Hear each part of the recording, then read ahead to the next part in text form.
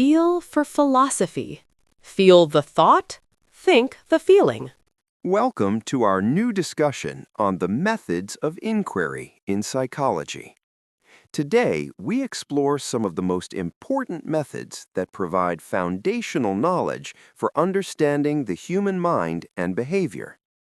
These include the observational method, experimental method, introspection method, and other key approaches that have shaped psychological inquiry. Please stay with us. Presented by Feel for Philosophy. Today, we're cracking open a detective story. But, our detectives aren't chasing down criminals. They're chasing the mysteries of the human mind. The suspects are our own thoughts and feelings, and their weapon of choice, well, it's not a magnifying glass. It's this incredible toolkit of scientific methods. And that's really the heart of what we're talking about today. We're going to unpack the toolbox that these detectives, psychologists, use to investigate what is probably the most complex crime scene imaginable, our inner world. They use everything from just plain old observation to some pretty advanced brain scanning tech.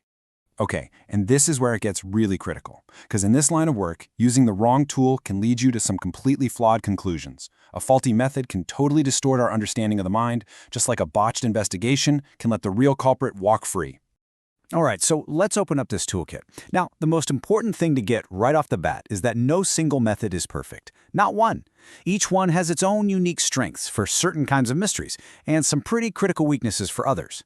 So knowing which tool to use, that's everything.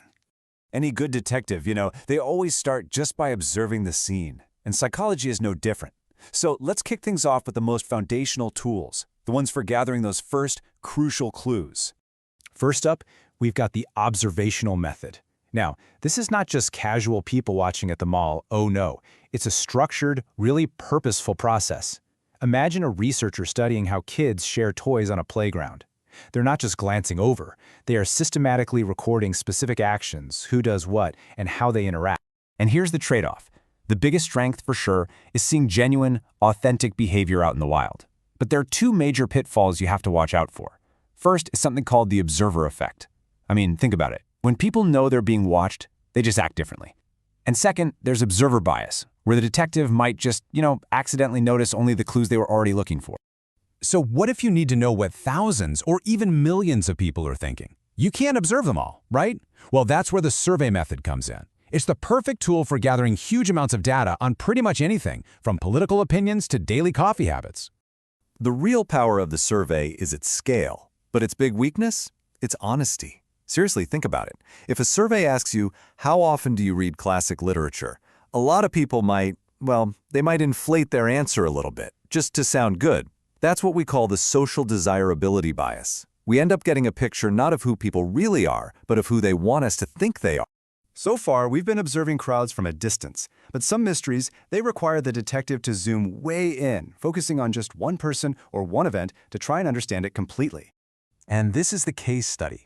The goal here isn't to find some universal law that applies to everybody. No. It's to gain an incredibly deep, rich understanding of a specific and often really unique case.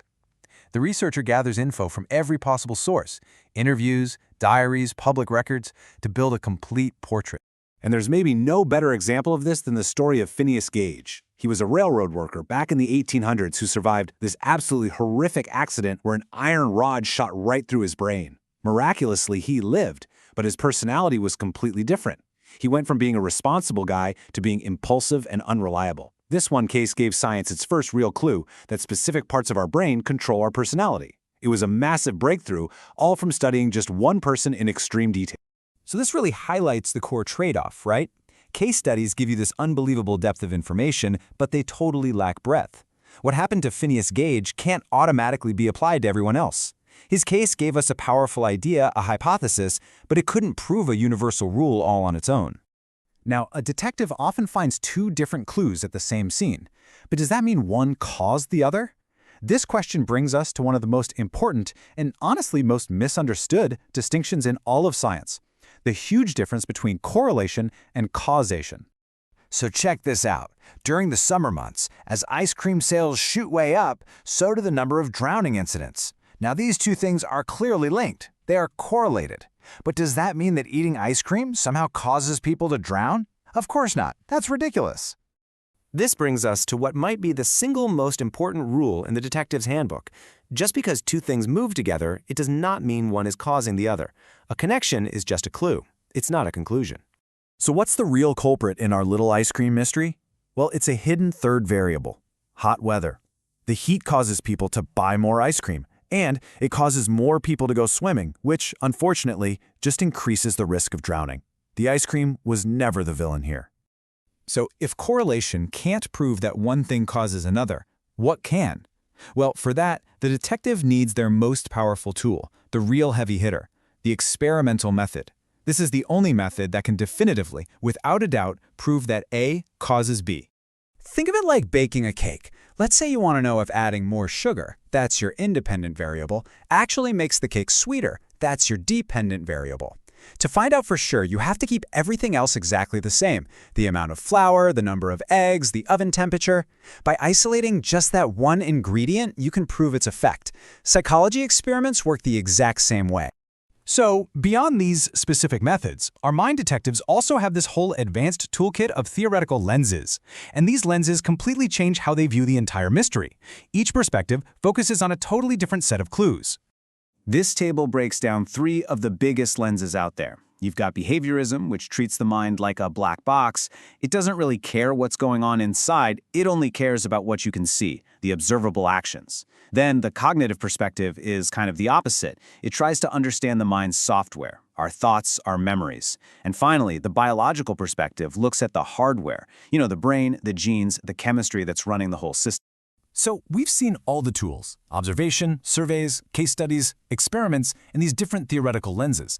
But the real secret of a master detective, it isn't having one single perfect tool. It's knowing how to combine all of them to build a case that's just unbreakable. This master strategy actually has a name. It's called triangulation.